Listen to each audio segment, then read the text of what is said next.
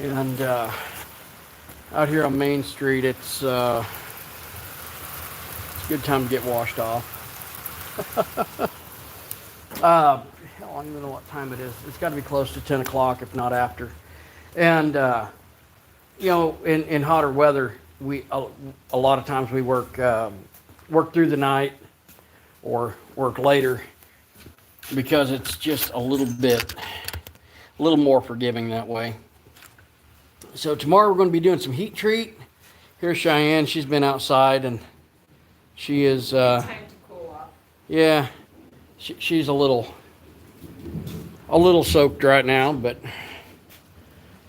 It'll get warm again.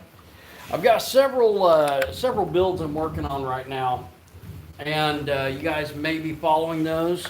If so, awesome. If not, hey, it's a great time to go ahead, like and subscribe, and enjoy us while we get all kinds of dirty and dusty here. This is a custom kukri. He wanted it with the cross guard, burl wood handle, 80 CRV2 steel blade. But as I said in the title, what we're looking at updates on the reverse falchion builds.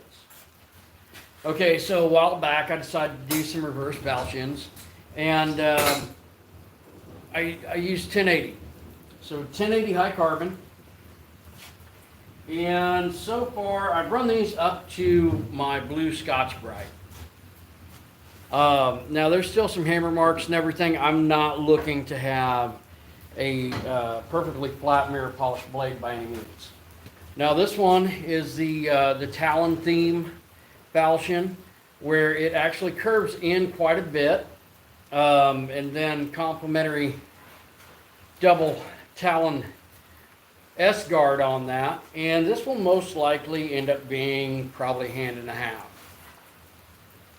It's a cool piece so far. I've still got a few little pock marks on the blade, and I've just got to say that that's a pretty cool looking piece.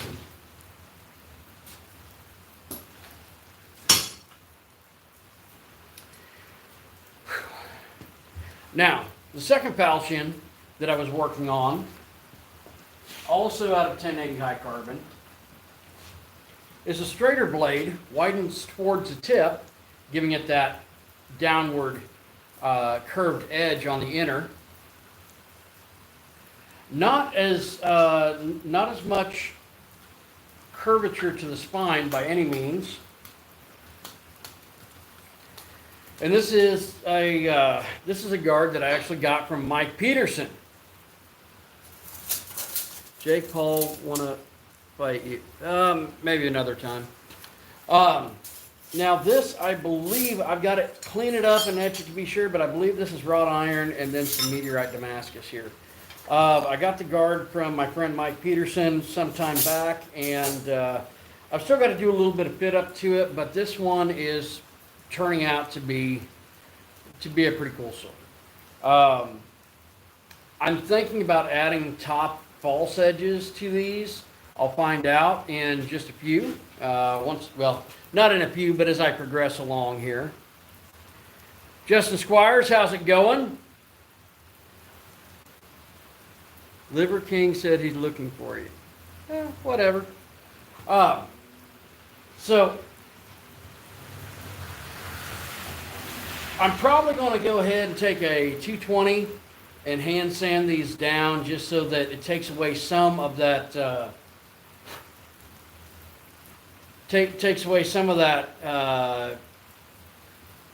shine and just kind of evens out the finish overall. A lot of falchions you'll see like this. These are reversed, so the edge is on the inside. And I've got a companion knife that I've made for this. Or rather, the blade, also 1080 high carbon steel. Go ahead. Cheyenne's doing her grinder work over there.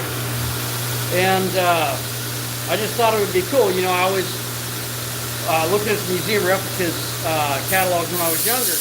We always had like a cut and thrust sword and a companion dagger. And I was like,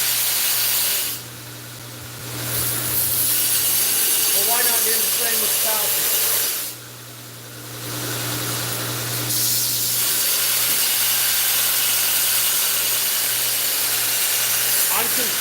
considering doing stag handles on these. Now, I really can't say why stag. Besides, I like working with material. So, I wanted to do a match set, and I'm thinking that the crown elk antler, that crown stag would work nicely. I wouldn't mind having a little longer handle on the second falchion I was showing you, but I'm wanting to do, you know, basically a match set. So what I think I'm going to do is I'm actually going to put those on. I'm going to pin them in place, and then I'm going to pour pewter butt caps on it. To give you an idea what that might look like,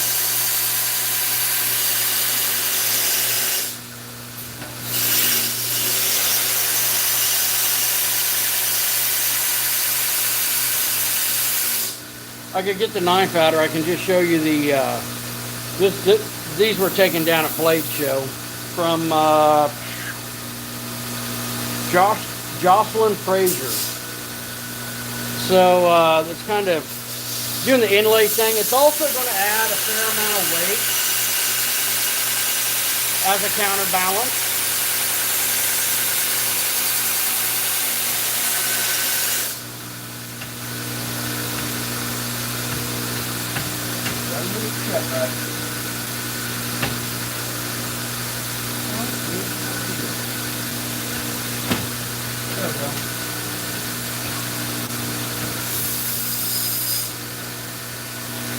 So, well, thank you for, I feel talented sometimes, other days I just want to crawl under a rock.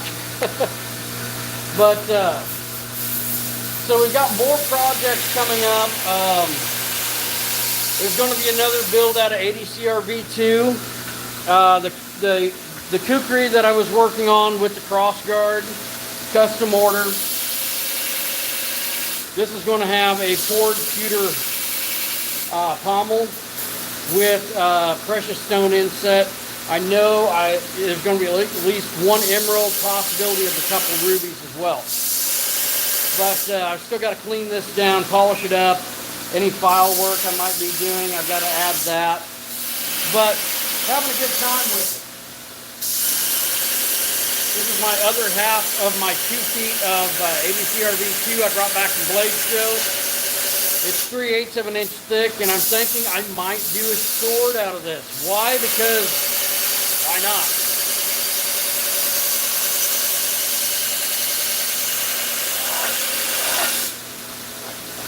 Take that burr off real quick. So 80CRV2 is something that fairly new for me working with. I use a lot of 5160, 9260.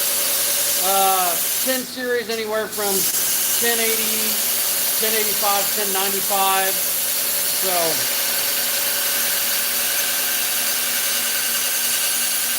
Justin, I would like to see that sword. That would be very cool, man. That would be very cool. So Cheyenne right now, she's working on some different stock removal knives. And this is coming up for some of the events that we'll be doing this year. So she's over there grinding away. We're going to be doing heat treat tomorrow. And since she's distracted, I can probably show you guys a couple of upcoming designs.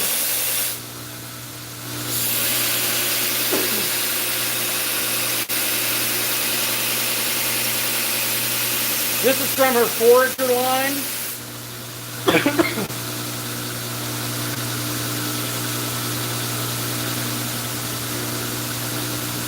And then there's a Skinner from her bushcraft line. These are just blanks. This one's probably going to get modified, brought out another 1.5 inches, 2 inches at least. It's actually reversed this pretty good.